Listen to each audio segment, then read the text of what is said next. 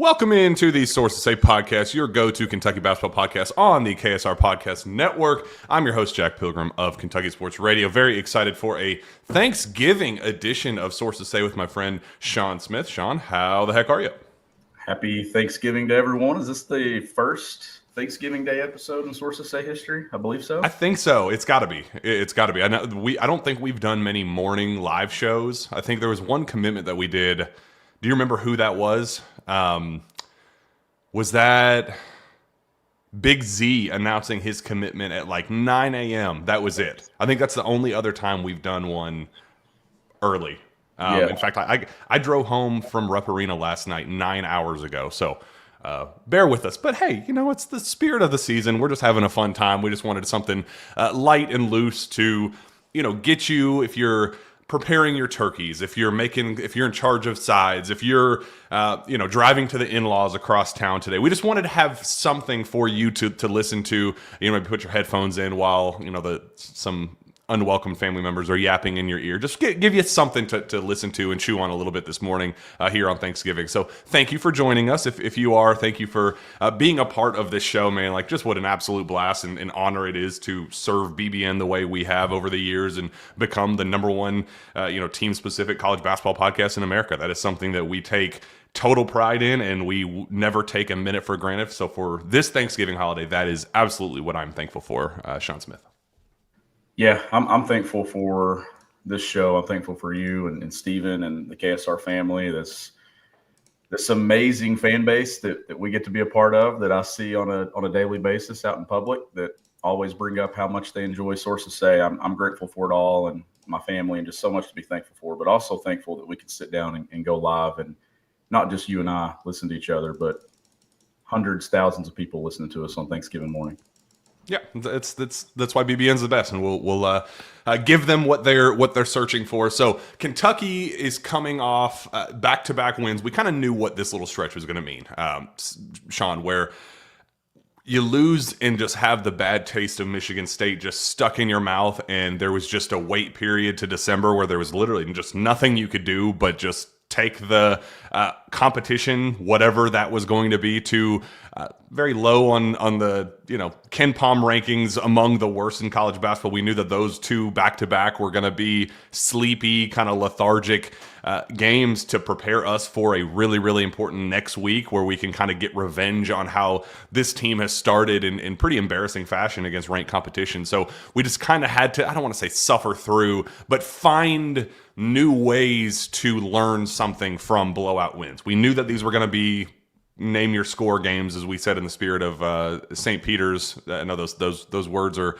hard to hear on this show particularly, but that we knew that both of these games were going to be name your score games, but it was going to be about how they won. What was there anything that they could do to show that, hey, this is sustainable, to make us feel a little bit better about North Carolina and then Gonzaga, both coming up next week. So we didn't do a show after Loyola, doing a show right now after this. So what did make you feel good and make you feel confident that this team is prepared to take on a very, very talented North Carolina team led by former Kentucky and friend of the show, actually? We had Caleb Wilson on before, and that backfired in dramatic fashion. So what did they do to make you feel a little bit better about next week? I'm not sure it's as much about what they did as a team as much as it was the moves that the staff decided to make too. And I know some of them are as needed when it comes to Cam Williams entering the starting lineup, but I thought moving Malachi Moreno in there has been a big deal, right? Like, I think just making that change and seeing how well he's playing and how well, the team kind of has bought into that, and Mark Pope leaning into it as well. I think that's been a big move, because when you lose back-to-back games against ranked opponents, against top teams in the country, and you're at Kentucky, you have to make some adjustments, especially early in the year when you're not playing as well as what you thought you would be playing, or as well as you think you should be playing. You had to make changes, and I think that you're not going to pull anything apart from the last two victories that really solidify you and give you a ton of confidence in what you're going to do against Carolina and Gonzaga. It's 2 wins, but nobody's really buying into can you get it right until you beat one of those teams. But you did get the chance to get the bad taste of your Michigan State out of your mouth, right? And win the last two. You go into the holiday here with a couple of wins. and get yourself ready for, Jack, what I think is the biggest week of the season, just because of the opportunities they're at hand. If you can win one of them, it really helps your resume. If you lose both of them, then you're starting to get through a non-conference resume where you don't have anything on paper.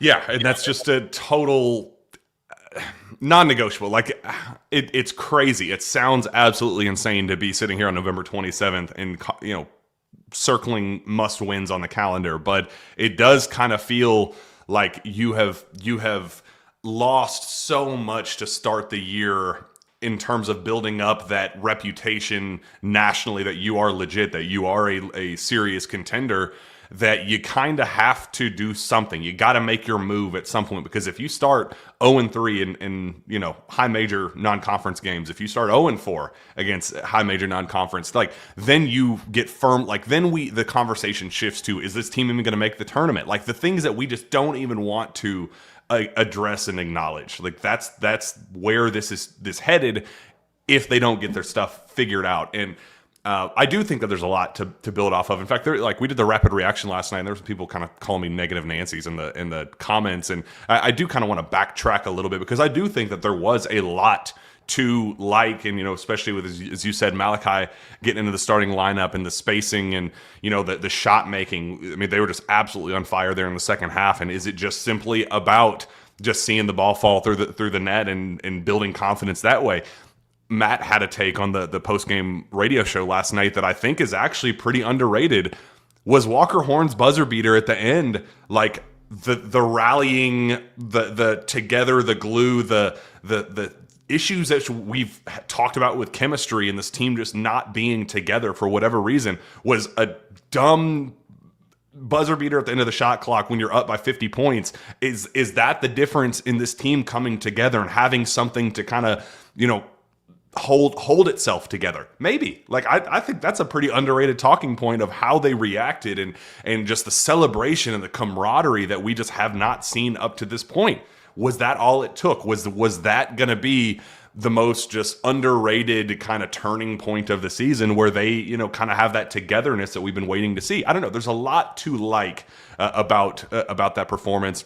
So we're going to dig in a little bit deeper there. But first, a message from our presenting sponsor, LG&E and KU. Appreciate everything that they do. But LG&E and KU knows that when the lights go out, it can feel like a full court press. But staying in the know is an easy win. Update your phone number in the LG&E and KU mobile app or in my account. If power goes out, you'll get play-by-play text from 454-358 with outage updates, safety information, and time estimates for power restoration. Can't text? No problem. We'll call the landline on your account with the same update, so you are never left in the dark, because in the dark there's no defense. But with LG&E and KU, you've always got a team working to get the lights back on and let you know the game plan. Update your number today at lge-ku.com/outages. So, Shawn, we have a 104-54 victory, a 50-point win.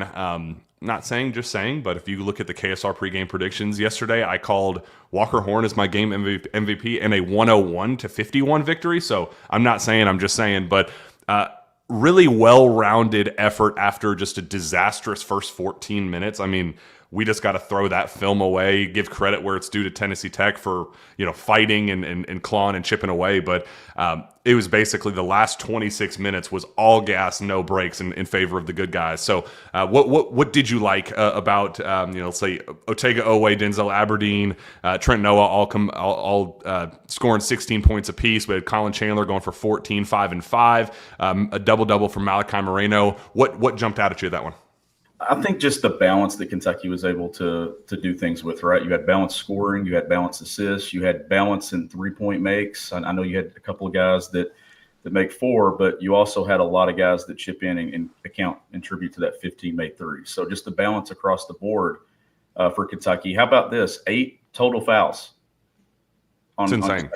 For the entire game. There wasn't a lot of fouls in general for the entire game. Not a lot of free throws. I believe Tennessee Tech shot 5 free throw attempts entire game. Yeah, 2 of 5 at the free throw line. 13 for us. Yep. You didn't send them to the line a lot. Now people aren't going to buy into anything defensively, including myself, right? Because still those first 14 minutes, I saw some of those things, and I'm like, man, there it is again. You're ball watching, or you're getting hung up, or there's not a good rotation. Like there's still some things that they got to clean up and fix, but you're never really going to buy in until those 2 marquee games we're going to talk about How do they defend those teams? But I still saw some really good things over the last couple of games. Now, I've been saying play 9, and they're in a position where they had to play 9. That's all they could play. But there's other guys that are going to get added to the mix that are going to look and say, okay, now am I going to play 10 or 11 at some point? But I just feel like there's more balance and consistency when you shrink this thing down to what it's had to be the last couple of games, that it's easier to kind of get into a mix and a rotation and let guys kind of get in a rhythm. You saw that with Trent Noah the last couple of games shooting the ball well. You've seen that with Malachi Moreno getting into that extended minute category. Yelovich last night on the glass, showing that he can hit the glass and do, I think he was second in rebounding on the team behind Malachi. So a lot of good, but a lot of good from guys getting opportunities to show that they can do it. The challenge moving forward will be when Mo comes back and all these other pieces. How does Mark Pope blend it together? Who's he going to play at the 4? But I saw a lot of good in 2 games that they can carry into the next. But this is a massive stretch coming up for them. Well, let's talk about that. Let's talk about kind of what it means. And, I'll be honest. I think that it would be an absolute, again, I'm not trying to be hyperbolic, but it would be a disgrace to not keep moving with this momentum with Malachi at the 5 and keep sticking with this. I love Brandon Garrison, but I think that is the one glaring question mark that is just not being answered. I have not seen anything to suggest that he's ready to be making the jump again. Like, you go back to this summer and we did all of our, intel shows and the hey, what are you hearing from these summer workouts? What's separating this team? And you heard, Jalen Lowe, you heard all of these names as hey, they're balling right now. And, Malachi would continue to pop up and go, man, he is so much further along than anybody expected. And not once did BG's name come up. And it was always just well, is he just a stable force? Is he, not maybe making super, super big highlight plays, but he's not playing poorly. And then that feedback was always well, hasn't been the best. And we're trying to figure out how to pull more and more and more. And it just doesn't feel like the more we try to pull, the less that we're getting out of him. So I think we are now coming up to a fork in the road that Mark Pope has to look at himself in the eye, has to look at just have some time of reflection and say, hey, any promises that we've made in the past about playing time or who's making more money or all of those things, we have to throw that in the dumpster and move forward with the guys that deserve to play, because Jaden Quaintance is, we are on a week-to-week basis right now with Jaden. He's now up to 3-on-3 live competition. I have heard on my end that the window, he's not playing Tuesday against North Carolina, but I've been told that if it were up to Jaden, Jaden is hungry and wants that head-to-head matchup against Caleb Wilson. He would love to play on Tuesday against North Carolina. It's not going to happen, but he's itching for sooner rather than later. And the absolute back end that I've heard is that Bellarmine game on December 23rd. So we have that absolute window of a couple of weeks. So we are on a week-by-week basis with Jaden Quaintance, your future lottery pick, your top 5 draft pick, coming in and really wrecking up that front court and being the game changer, rim protector athlete that this team just has not seen quite yet. You're not going to be able to put all 3 of those guys in and make it work the way we try. See, I remember Cal trying to do the same thing with Ugo, Big Z, and Aaron Bradshaw, where it's just clunky and it was a disaster. We can't have that. You got to make a choice.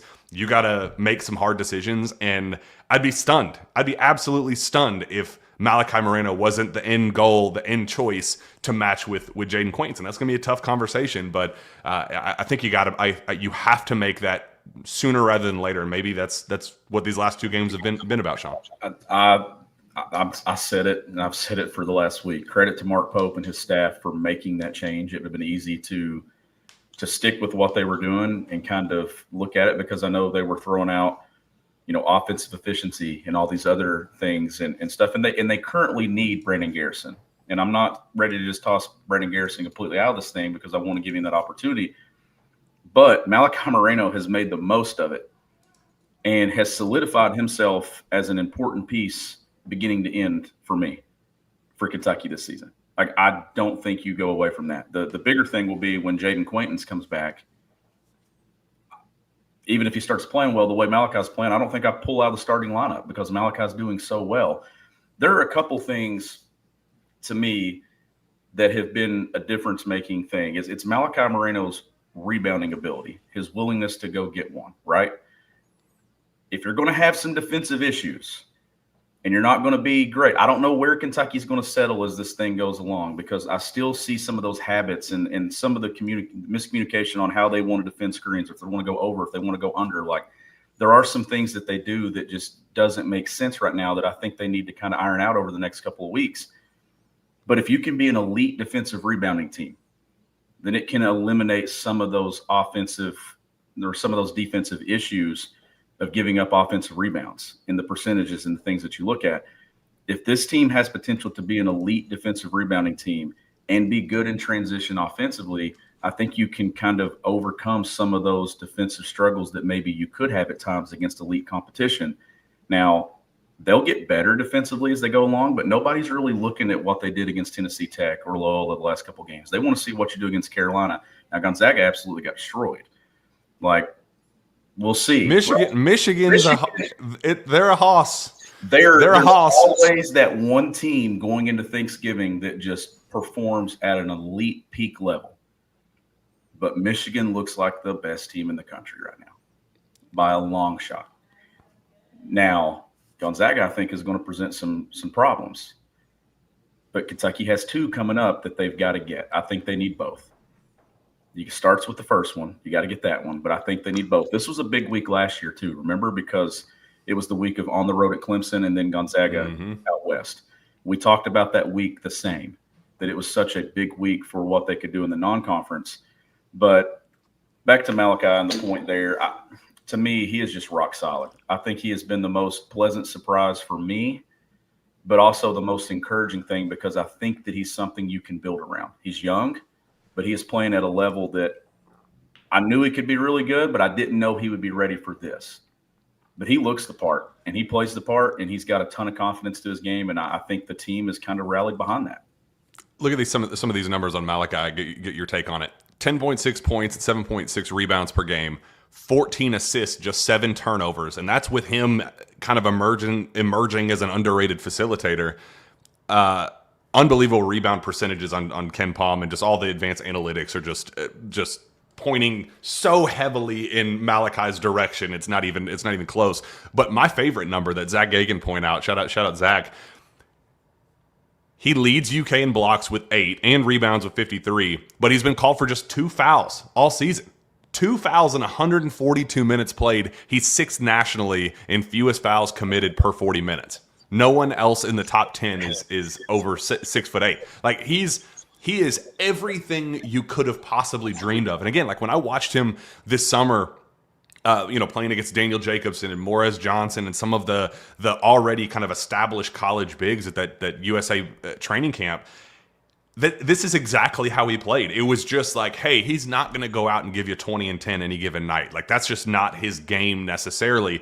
But he's going to give you 10 and 10. He is going to be an efficient, making the right plays, using his body in the right ways, like just a stable, consistent force that he does way too much to keep him to pull him off the floor. Like he as I think the highs of BG are higher, but the lows are so much lower, and that floor is just so high for Malachi in general that like I don't know how you don't push all your chips in on that and then make the tougher call on how you do lineups and rotation with when JQ comes back and who you want next to him. Do you put do you keep the Cam Williams at the 4 and then go try to match Jaden's kind of skill and savvy play with with an Andrea Yelovich, something like that? Like, how do you kind of juggle the front court in those rights with what do you do with Mo Diabate?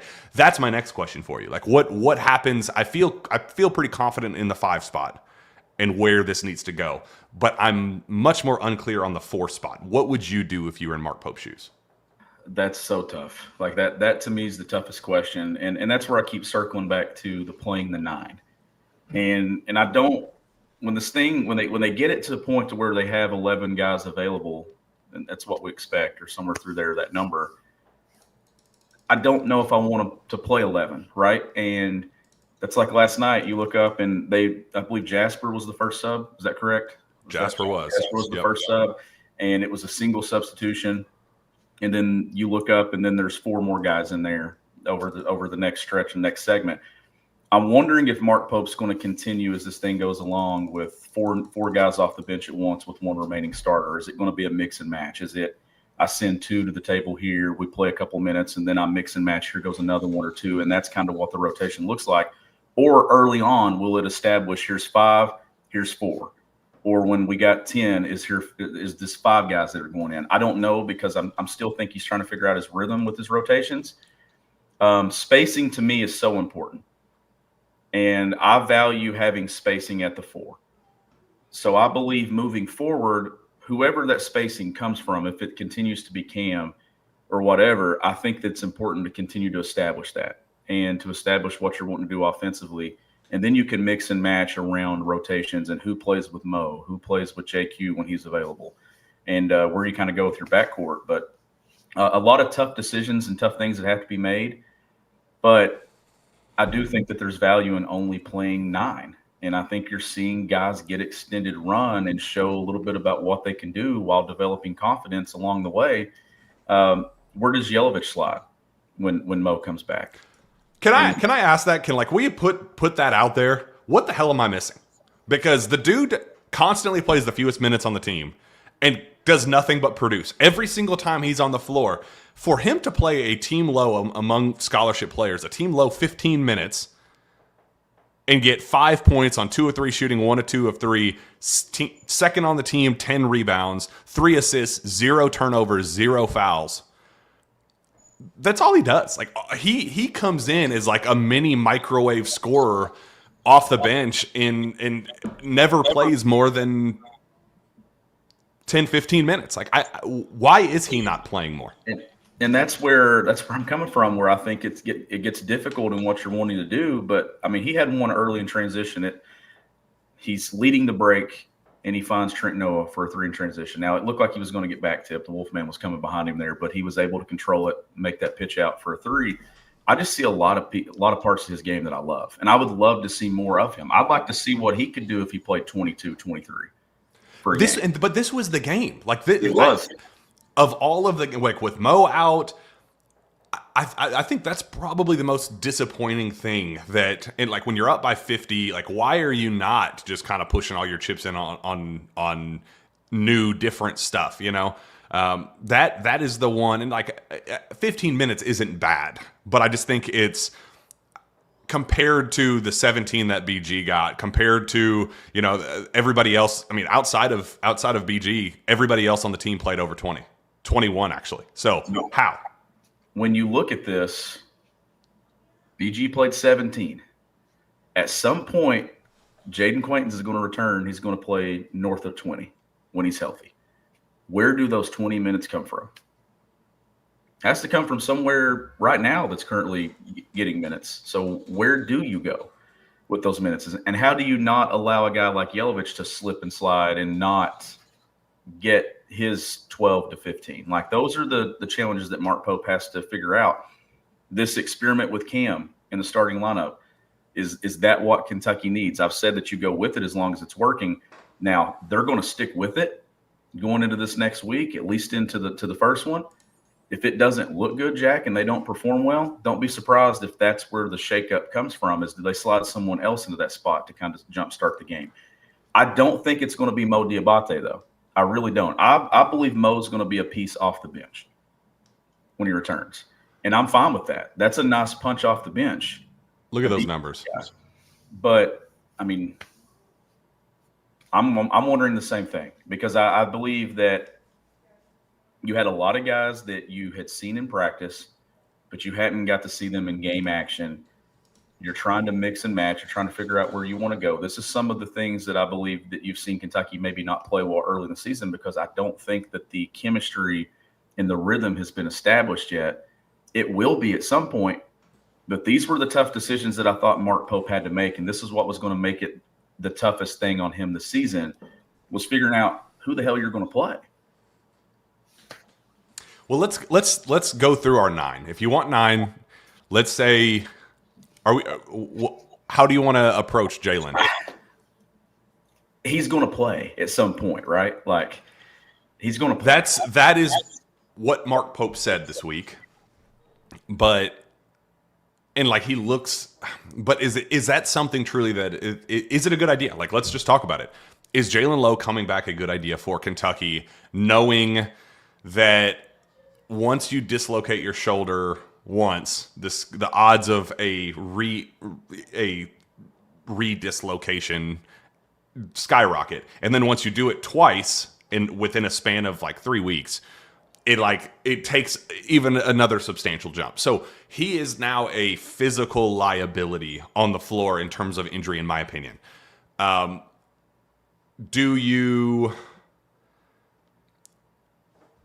When you're weighing whether he plays again or not, do you keep that in mind, knowing that he's going to be second guessing everything that he does, that he's going to be looking over his shoulder, literally trying to make, avoiding contact, trying to, like, this isn't Lamont Butler throwing on his shoulder pads and bulldozing his way through because he's a 6 foot, 215 pound running back.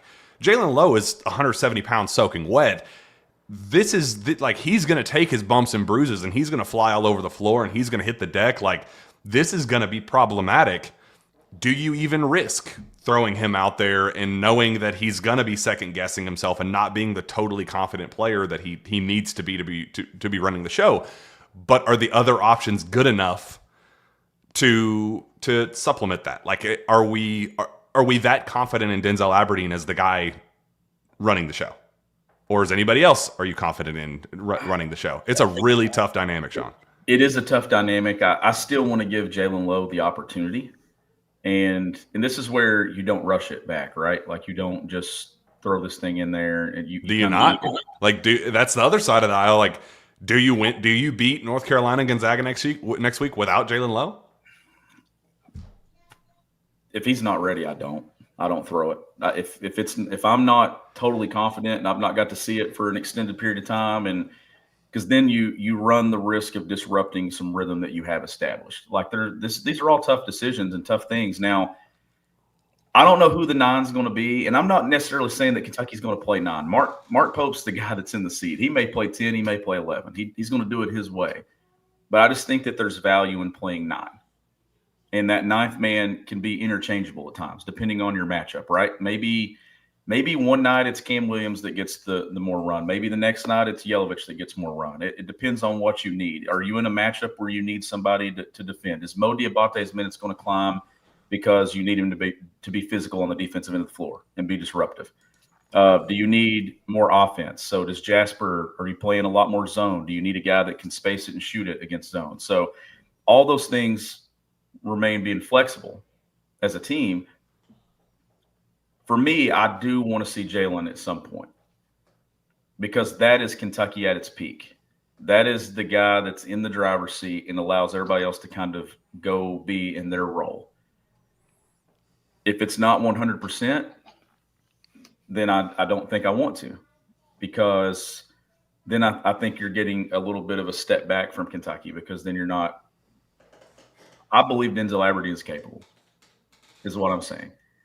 I believe when Kentucky's collective pieces are around him, when you get Jaden Quaintons and everybody else is kind of established, I believe Kentucky has enough to be very, very good. But is it the best version of Kentucky? Because I think all the best version of Kentucky was a healthy Jalen Lowe. So that's where the health part comes into play, Jack, and that's where your question comes in. What is the percentage that's enough to believe in it? Because you're right. If he comes back and he's not able to do, then what are you sacrificing and giving up? And which end of the floor are you giving it up on? If I could confidently say that he's going to go out there and just play mindless, carefree basketball and just say, hey, I know the reality of this situation. I know that I'm going to probably re-injure this at some point, and this might just be a, hey, I'm in 2 weeks, out 2 weeks, in 2 weeks, out 2 weeks. Like, if that's just going to be the reality of the beast, like, commit to it. if this is the path they want to go down, like I can't have an uncertain Jalen Lowe, because I do think that would be detrimental to the team. Like I do think that yes, as much as his legs move faster than everybody else, like the speed and the pace that he brings to the table, that won't be impacted by his shoulder. But once he gets to that next level, that second and third level, getting those paint touches, the decision making that he has to have to either embrace the contact and finish at the rim, or make a tough, difficult pass, maybe take some contact as he kicks it out to fill in the blank. Like that's what I got to see. I have to have a 150% committed Jalen Lowe to feel confident. If I can't get that, then I say ice him. Let's punt on the year, and let's trust Denzel Aberdeen's ability to take over. But I don't envy anybody involved in that situation. Like I know that's tough for Pope. I know that's tough for the Lowe family as they're trying to weigh, like, hey, we are in medical redshirt territory. We can get 2 more years out of this. I don't envy anybody involved with this decision, but I would personally, if I could confidently say he was going to play carefully basketball, I say do it. That's my take on it as well. Do they need him? Yeah, they do. I think he could be a huge help and a huge asset to what they do. But you're looking at other things too. When he does come back, if he comes back and they give it a go, where do you move with the starting lineup? Where do you go with that backcourt? Is it Colin? Because when you look at this thing, Colin shoots the ball so well going back to late last season. It's become such a confident 3-point threat for you and another spacing piece. I know Aberdeen has had his moments in success and has really performed and taken his game to another level this year. Owe beginning to find himself and his rhythm. I still believe the money spot for Kentucky is going to be what Mark Pope decides to do with the 4 and how he manages and creates spacing around it. Is Cam Williams one of Kentucky's 5 best? I don't think so. But what Cam Williams adds to what Kentucky can be to start games and things in the spacing, does that make Kentucky at its best? Does that make sense? What I'm asking, he's not one of their 5. Yeah, it unlocks the best version of Otega Owe. Owe said that after the Loyola game. He said, I have the spacing and can get downhill and be my kind of most vicious self when I have shooters around me. Or do you get some stretch run here? Okay, my thing going into next week, I want to see Yelovich against North Carolina, Gonzaga in key moments with key pieces. Let's really get a look at this thing and see what it looks like. And then knowing that you could, knowing the risk of losing that game, like you would do that. I would. I mean, I agree with you because I'm a Yelovich guy, but that's easier said than done in that moment. It's December 2nd. I'm playing for March. I'm still trying to figure out my team and where I need to go. And I think it's worth a 4-minute segment. I think it's worth a 4-minute stretch where you look at this thing and say, man, I want to see what this looks like, because he's doing enough for me to want to see more. And can we get better? What does he look like with this combination of guys? These are all questions. That's why we don't get paid millions of dollars, right? That's why we're the ones sitting Thank God. About it. I'd hate to make millions of dollars. That would suck. I tried for 2 years to get Malachi in foul trouble, and I never had any success. So the fact that he only has fouled a couple of times really doesn't shock me, because I spent 2 years trying to get him on the bench. But I want to see it, because, like I said, you're not learning anything about your team against Tennessee Tech. You're not learning anything about your team against Loyola. It's the same. Right? I'm not feeling – I'm feeling good because they won, and it's recent, and it's the most recent game that we've been able to watch, and there were some good things, but nothing is solidified in my mind about us being good or not until you go out and beat Carolina, or you go out and play well against Gonzaga or whoever, Indiana, whoever else is remaining in the non-conference. You're entering a week where you're getting to a point to where you've got to have something in your non-conference resume. And I'm not going to do the whole Kentucky's not making the tournament thing. I'm not going down that path. We're still a stretch away from even having to have that discussion.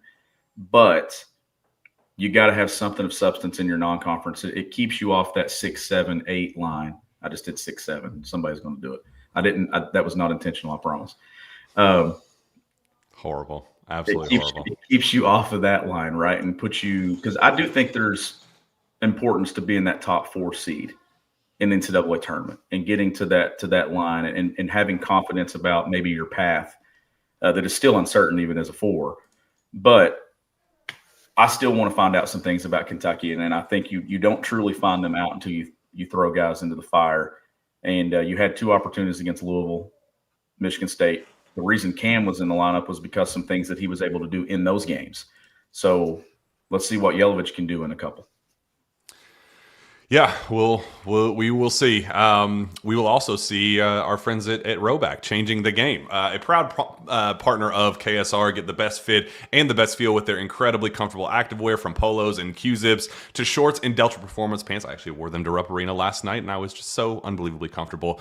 You will look good and feel good with Roback. Use promo code KSR for 20% off your first purchase at roback.com. The perfect holiday gift for the diehard Kentucky fan in your life.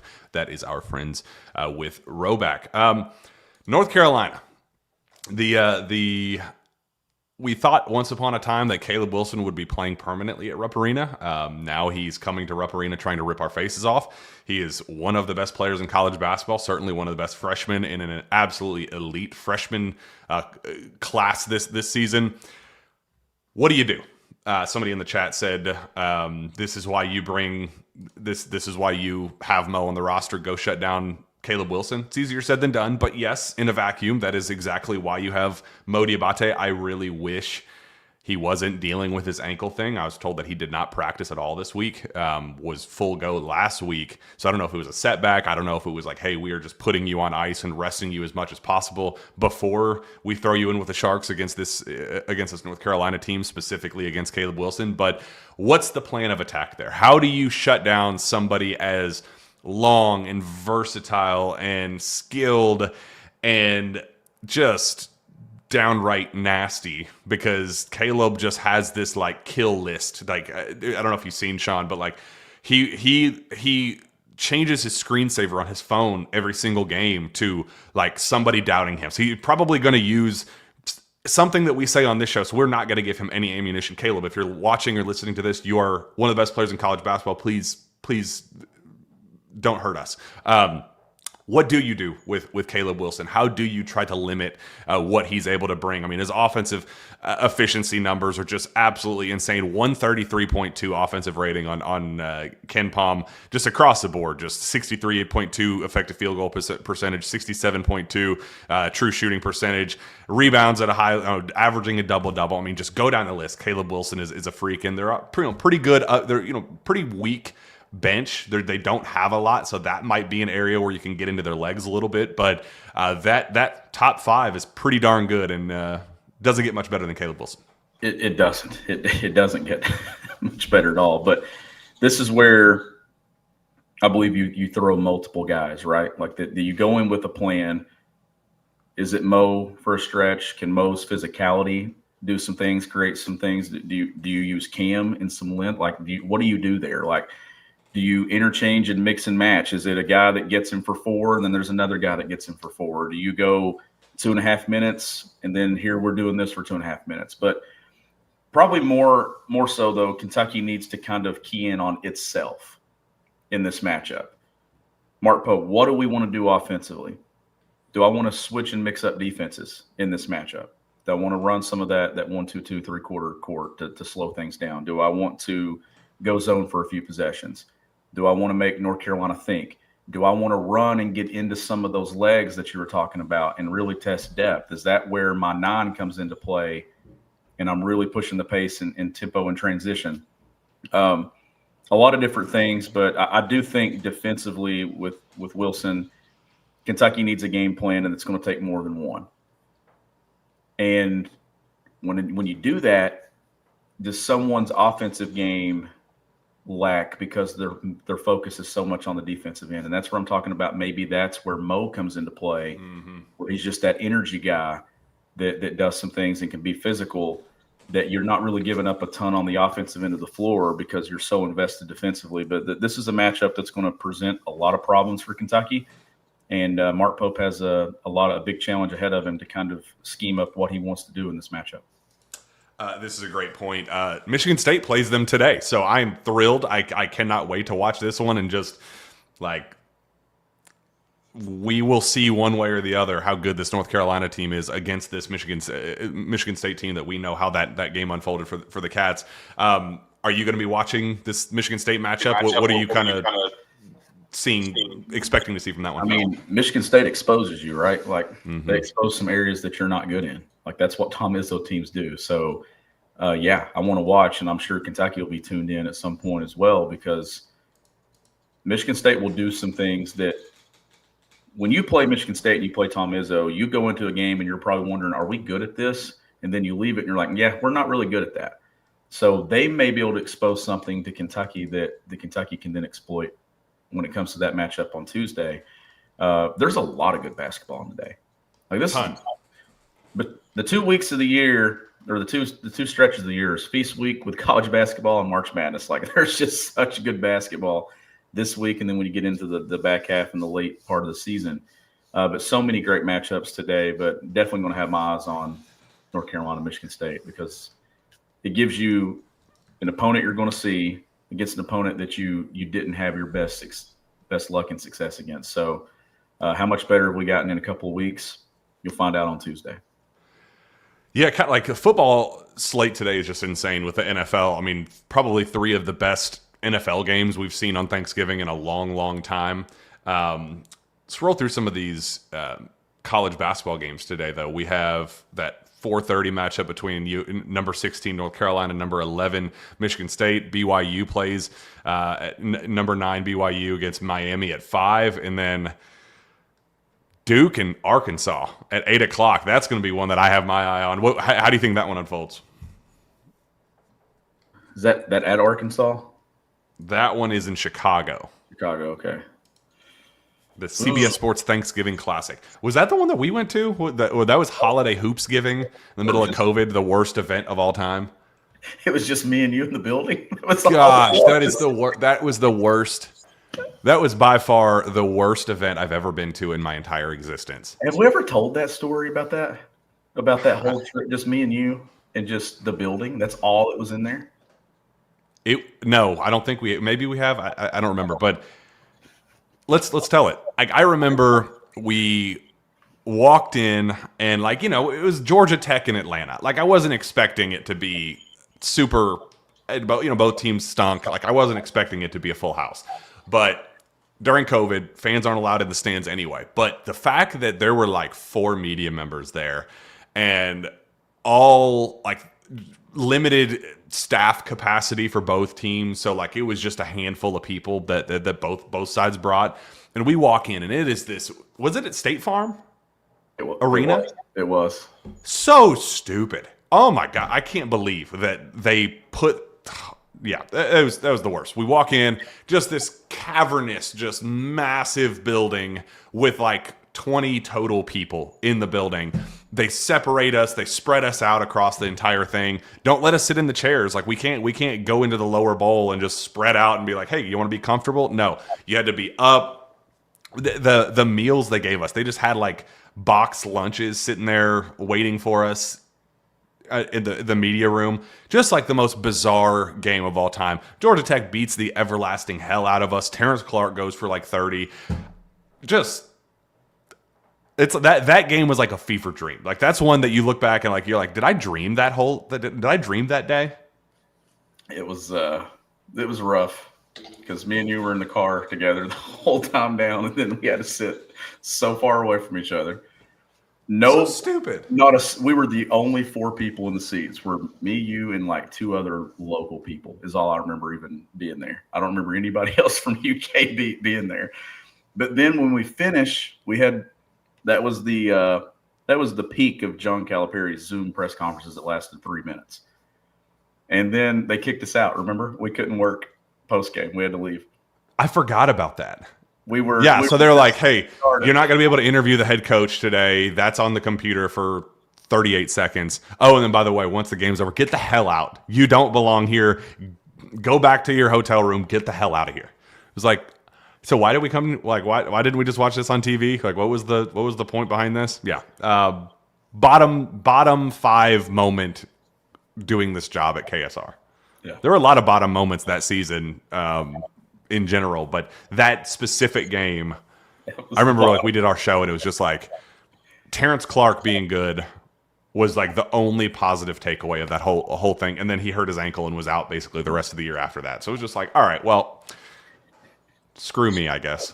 That was our first full season together too on the show. Yeah, I know. I'm the bad luck charm. That I got hired full time in 2019. So we did some of those 2019, 2020 trips. The last one we went to was when Ashton Hagans got suspended and we went down to Gainesville, covered the SEC tournament, and then the world shut down. So that was my first year covering this team full time. And then everything since then has been just total garbage. And I'm the bad luck charm. Maybe I just need to quit. Like maybe I just need to not do this anymore. My gosh. Maybe I need to like get into woodworking or something. You remember too when we left and we couldn't find anywhere to have dinner because everything was. Do you remember when we got stuck in the building and we couldn't find our way out and everybody was like, "Hey, you're not supposed to be in here." And we're like, "Yeah, I know. I'm trying to get the hell out. Like, point me in the right direction, and I would love to be able to get out of this damn building. Tell me where to go." Happy Thanksgiving. And then when we went to the Iverson Classic that year, and we walked out of the gym at like 9:00 in Memphis, and literally everything in the entire city was shut down, and we had to eat Walgreens for dinner. We did. We went and had to go to a Walgreens and just find whatever frozen food section that we could find, and that was our dinner in Memphis. And didn't we not have a microwave too when we got back? Wasn't that? And we had a microwave. I had to go up to your room because I didn't have one. Remember? Like my room didn't have one, so I had to go to your floor. Just the absolute worst. Hey, we're beyond those times though. Now we thank goodness. Well, are we really that far off? Are we that different from that era? I don't know. All right, let's wrap up with some fun things. But before that, one final message from our friends at Monticello Bank. We're excited to partner with Monticello Bank. Enjoy the home court advantage with Monticello Bank's HELOC special and use the equity you've built in your home to finance special home projects and improvements. Score big with a fantastic introductory rate and attractive closing costs with 21 locations in 15 counties across Kentucky. We're just around the corner, so hurry in and speak with one of our mortgage lenders about this limited time offer today. Find us on the web at nbcbank.com. Monticello Bank, where people matter. Member FDIC, equal housing lender. Two things from the Tennessee Tech win before we wrap up and get into some fun little Thanksgiving stuff. Walker Horn's buzzer beater. Your reaction, because I lost my mind on press row. I lost it. It's great. So cool. It's so cool. Team celebration was what I think that's a great point that Matt made, talking about how that can kind of bring you together, because that right there is. You like my little mug, by the way? Yeah, it's so much better than mine. I should have worn my Christmas sweater. Festive in the spirit of the season. So Billy, my 2-year-old, like every morning when I get my cup of coffee, he picks out. We have a whole collection of these, and he picks out every. He's like, I want the one with the reindeer and Santa. I'm like, all right, anything for you, kid. So this is Billy's doing, and tasty cup of coffee. Anyway, go on. What are we talking about? Oh, Walker Horn. Walker Horn. Yeah. What else would we be talking about? Just a great moment. Just I do think that there's something to be said about that, bringing teams together, just those little individual moments, because that's a guy that does a lot for the program, that works hard behind the scenes, that on scout team and whatever else that Kentucky needs, has been a part of this thing for a long time. So seeing him get a moment like that in Rupp Arena is really cool. Yeah, I'm. Those guys never get credit for anything. Like they're the ones that put their blood, sweat, and tears into making sure that the players that actually play in the games are able to receive their flowers. Like they prepare, they run the scout. They're in charge of putting the players in position, throwing new wrenches into things, and being just the like, hey, you are the Caleb Wilson. Zach Tao, you are the Caleb Wilson scout. Be Caleb Wilson. He's like, I don't know how I'm going to be Caleb Wilson, but I guess I'll give it a shot. So it's cool to see those guys get credit where it's due. And finally, after, I think he had this was his sixth shot attempt in a Kentucky uniform dating back to 2022, 2023. Stayed for the transition from Cal to Pope. And for him, 18 games into his college career, like he's played 18 games, has not scored a single point. For him to finally get one and have it be in that kind of dramatic moment, absolutely awesome. Zach Tao hitting a free throw, that's so cool. Stepping up to the line, banging one, that was just the best. So gotta love that. Very, very cool. What did you think of the homecoming of John Pelfrey and the Unforgettables?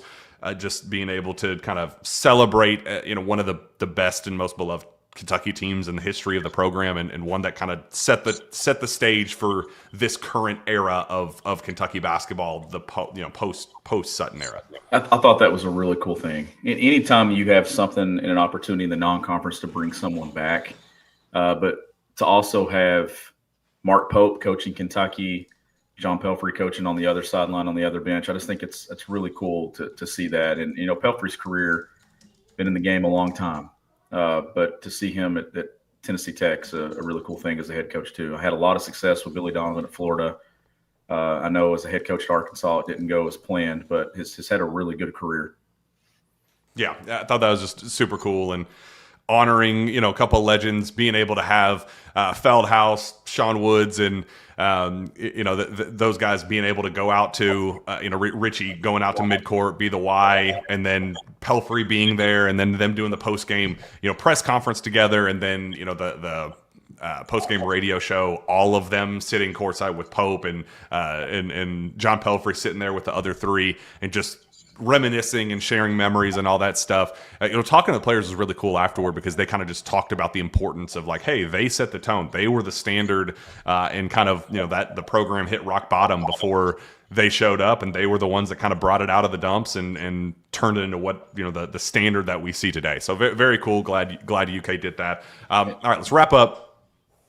What are your Thanksgiving plans today, and what are what's the one thing that you're most looking forward to eating? Ooh. Most looking forward to eating. I should know this because Sarah's cooking. My first Thanksgiving with Sarah. This could go wrong because I know she's watching this. Mac and cheese.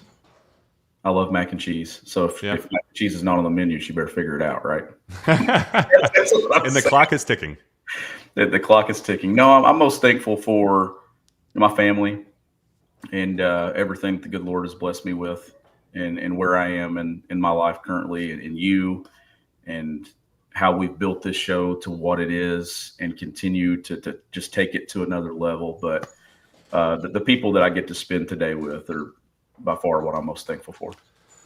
Yeah, totally agree. Just very, very cool stage of my life, and welcoming a new baby boy into the world this year back in July. So we have a 4-month-old and a 2-year-old.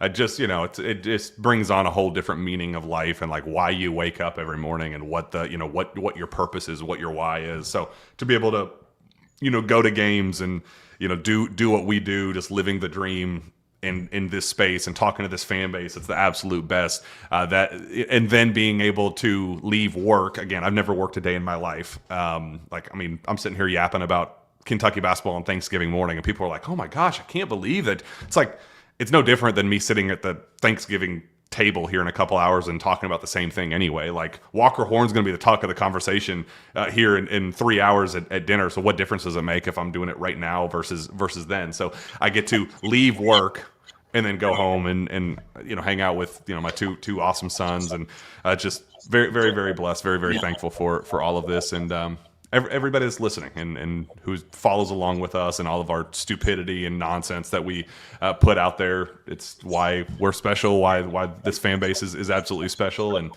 this is the only place that you can talk about, bench pressing Pat Kelsey at 2:00 in the morning. So why else would, what else would be our why? And she's watching because I just got the text. Ha ha ha ha. Mac and cheese. So was that a yes or no? I feel That's like what that I'm was. wondering. I feel like that wasn't necessarily a confirmation. It was like a, haha, you're going to be really disappointed. Let's put her on the spot. Better not be Kraft either. All right, well, let's wrap this thing up, guys. Happy Thanksgiving. We're so thankful for all of you guys and for joining us on this morning. Hopefully it brings you some joy as you make your way to the in-laws or whatever you guys are doing, dinner tonight over the next couple of days. Hopefully we can all kind of hit reset, enjoy the feel goodness of the last couple of games, but then really turn our attention once we open the new week and let December begin and take advantage of two crucial marquee top 25 matchups that Kentucky really, really needs to take care of business for. So thank you. Happy Thanksgiving to each and every one of you, and we will see you next time. Go Cats.